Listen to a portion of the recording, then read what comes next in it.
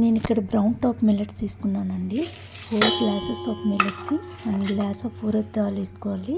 బాగా 3-4 times wash చేసిన తర్వాత 6 అవర్స్ నాననివ్వాలండి. ఆ తర్వాత గ్రైండ్ చేసి దోశ కానీ ఇడ్లీ కానీ ప్రిపేర్ చేసుకోవచ్చు అనమాట.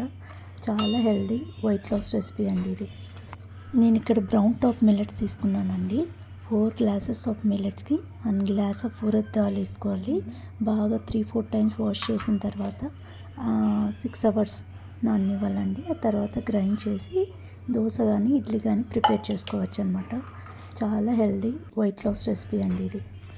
నేను ఇక్కడ బ్రౌన్ టాప్ మిల్లెట్స్ తీసుకున్నానండి. 4 గ్లాసెస్ ఆఫ్ మిల్లెట్స్కి 1 గ్లాస్ ఆఫ్ ఊరద్ దాల్ వేసుకోవాలి. బాగా 3-4 టైమ్స్ వాష్ చేసిన తర్వాత 6 అవర్స్ నాననివ్వాలండి. ఆ తర్వాత గ్రైండ్ చేసి దోశ కానీ ఇడ్లీ కానీ ప్రిపేర్ చేసుకోవచ్చు అనమాట. చాలా హెల్దీ వెయిట్ లాస్ రెసిపీ అండి ఇది. నేను ఇక్కడ బ్రౌన్ టాప్ మిల్లెట్స్ తీసుకున్నానండి. 4 గ్లాసెస్ ఆఫ్ మిల్లెట్స్కి 1 గ్లాస్ ఆఫ్ ఊరద్ దాల్ వేసుకోవాలి. బాగా 3-4 టైమ్స్ వాష్ చేసిన తర్వాత 6 అవర్స్ నాననివ్వాలండి. ఆ తర్వాత గ్రైండ్ చేసి దోశ కానీ ఇడ్లీ కానీ ప్రిపేర్ చేసుకోవచ్చు అనమాట. చాలా హెల్దీ వెయిట్ లాస్ రెసిపీ అండి ఇది.